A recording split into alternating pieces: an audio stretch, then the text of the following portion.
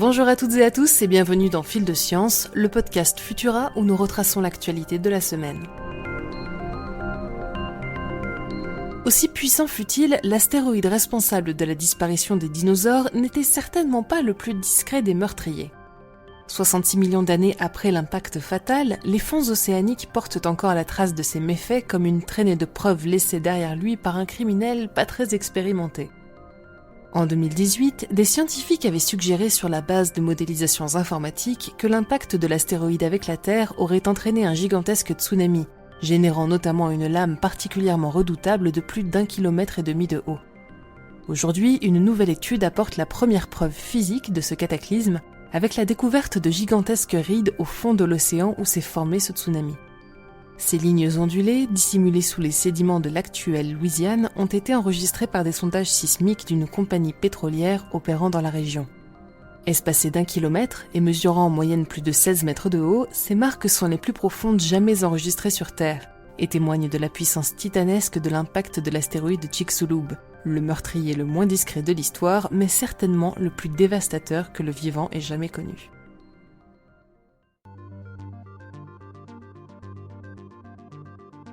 La plus grande comète de tous les temps s'est réveillée. Les astronomes ont récemment découvert dans les confins de notre système solaire une gigantesque comète baptisée C 2014 UN 271, ou Bernardinelli Bernstein de son petit nom.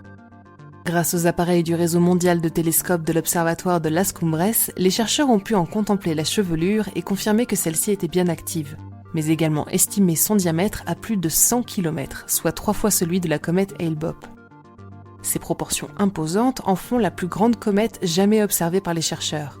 Une comète invisible à l'œil nu depuis la Terre, mais qui nous indique une fois de plus que le bestiaire spatial est bien plus vaste que ce que nous en connaissons à ce jour.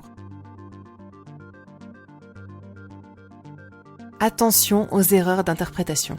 Une étude britannique menée entre le 1er février et le 21 juin suggère que plus de personnes vaccinées seraient mortes de la Covid que de personnes non vaccinées. Une information alarmante lorsqu'elle est prise à l'état brut, mais qui s'explique aisément par le fait que les personnes âgées représentant une part importante des vaccinés restent les personnes les plus vulnérables face à la maladie. Si le vaccin réduit drastiquement le risque de contracter une forme grave de la Covid ou d'en mourir, la probabilité reste non nulle, en particulier pour ces populations fragiles. À mesure que la campagne de vaccination progresse, il deviendra donc normal que la proportion de personnes vaccinées mourant de la Covid deviennent majoritaires face aux non-vaccinés dont, espérons-le, les effectifs continueront de réduire. Pour mieux comprendre les statistiques de la Covid et leurs implications quant à l'efficacité du vaccin, je vous invite à écouter notre dernier épisode du Covipod, la chronique quinzomadaire de Futura qui fait le tour de l'actualité de la pandémie.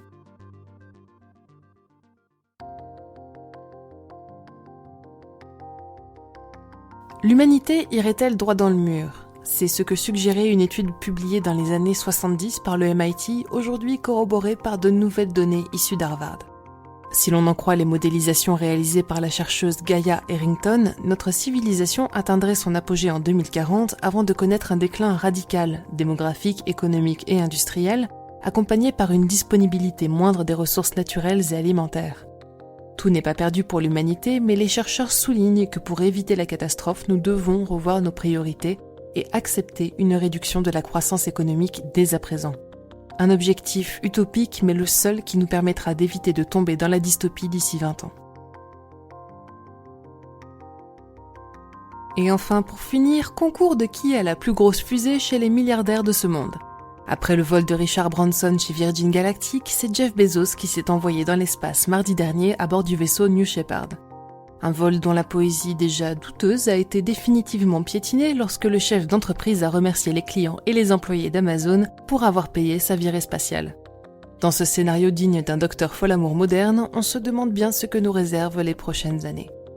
Les images du vol de Jeff Bezos et nos autres actualités sont à découvrir sur Futura, bien entendu.